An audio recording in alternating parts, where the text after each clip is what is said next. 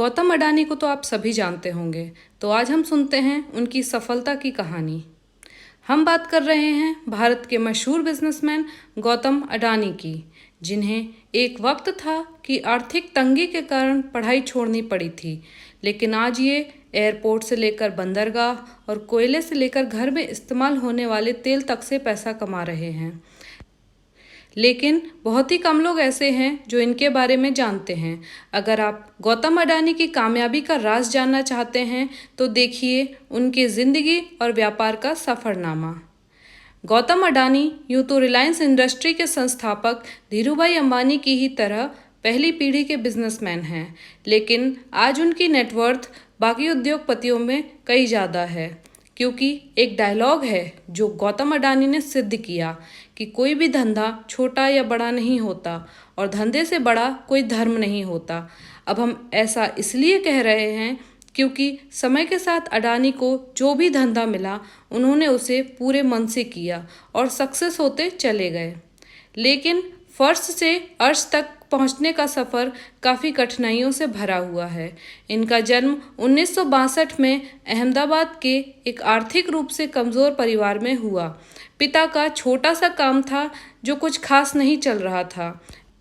ऐसे में वक्त के साथ आर्थिक हालात और बिगड़ते चले गए, जिसकी वजह से गौतम अडानी को अपनी पढ़ाई बीच में ही छोड़नी पड़ी और काम के लिए हाथ पैर मारने पड़े। इसी बीच वह बड़े शहर बड़ी उम्मीद लेकर कम उम्र में ही मुंबई आ गए, जहां शुरुआत में तो काफ़ी संघर्ष करना पड़ा, लेकिन कुछ वक्त के बाद उन्हें एक डायमंड सप्लायर के वहां नौकरी मिल गई। 3 सालों तक काम करने के बाद उन्हें समझ आया कि ज़िंदगी में क्या करना है, इसलिए वह नौकरी छोड़कर अपना काम शुरू किया और जवेरी बाज़ार में डायमंड ब्रोकरी की शुरुआत की।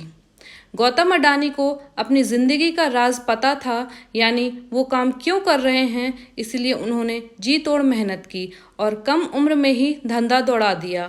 लेकिन उनकी किस्मत चमकी 1981 से, जब उनके बड़े भाई ने उन्हें अहमदाबाद बुलाया।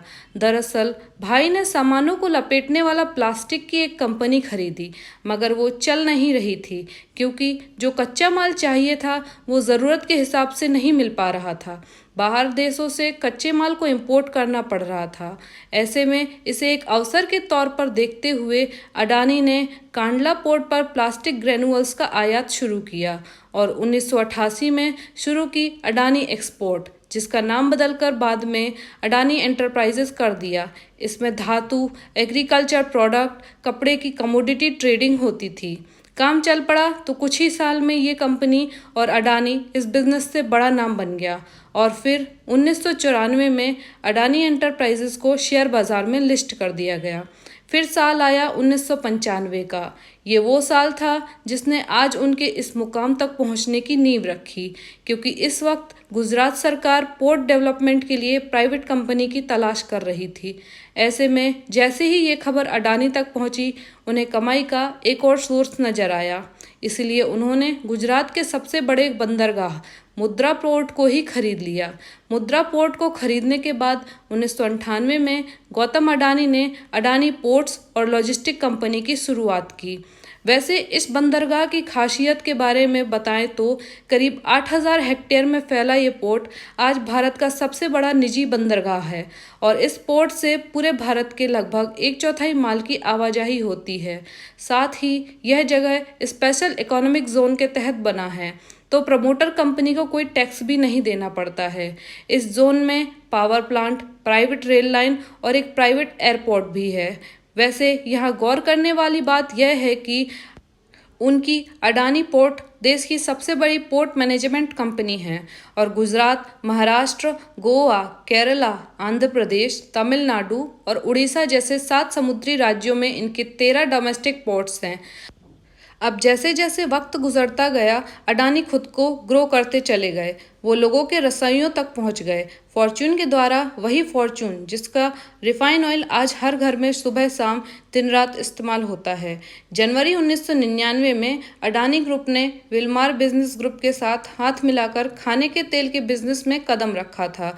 वैसे फॉर्च्यून तेल के अलावा अडानी ग्रुप आटा, चावल, दाल, चीनी जैसे दर्जनों हिस्सों से जुड़ा हुआ है, जिनके रखरखाव के लिए 2005 में अडानी ग्रुप ने फूड कॉरपोरेशन ऑफ इंडिया के साथ मिलकर अलग अलग राज्यों में बड़े बड़े साइलॉस बनाए। साइलॉस वो चीज़ होती है जिसमें बड़े पैमाने पर अनाज को रखा जाता है। साइलॉस के कनेक्टिविटी के लिए अडानी ग्रुप ने नीचे रेल लाइन भी बनाई ताकि अनाज को लाने और ले जाने में आसानी हो। अब गौतम अडानी को काले कोयले में भी पैसा दिखा। उन्होंने डोमेस्टिक इलेक्ट्रिसिटी का जनरेशन किया, बड़े बड़े राज्यों को बिजली सप्लाई करनी शुरू की, लेकिन इतने बड़े पावर प्लांट को चलाने के लिए ज़रूरत से ज़्यादा कोयला चाहिए था। इसीलिए दिमाग चलाया और इसीलिए ऑस्ट्रेलिया के एक कोल माइन को खरीद डाला। फॉर्च्यून इंडिया मैगजीन के मुताबिक 2010 में अडानी ने लिंक एनर्जी से 12,147 करोड़ में कोयला खदान खरीदी थी।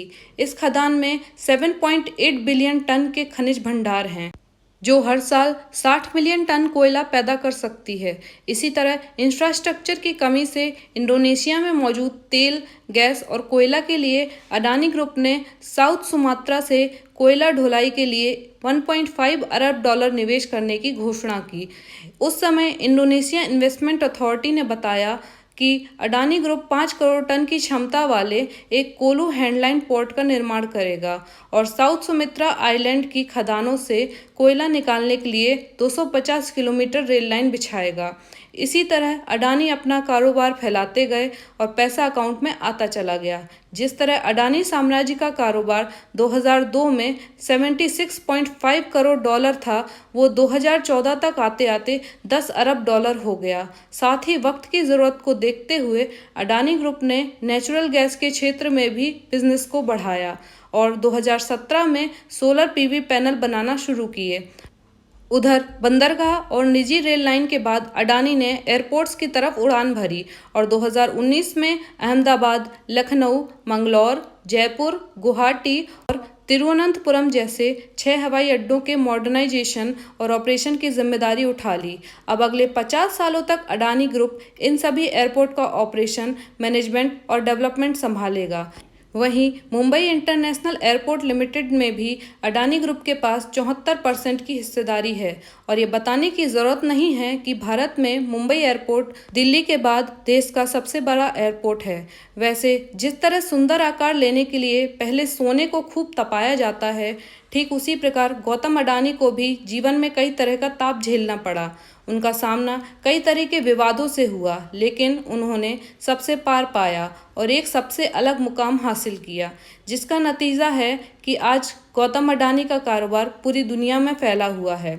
उम्मीद है गौतम अडानी की यह सक्सेस स्टोरी आपको ज़रूर पसंद आई होगी। इसी तरह और भी रोचक कहानियाँ हम आपके लिए लाते रहेंगे और आपको सुनाते रहेंगे। देखने के लिए धन्यवाद। Please like, share and subscribe my channel. आपका दिन शुभ हो। धन्यवाद।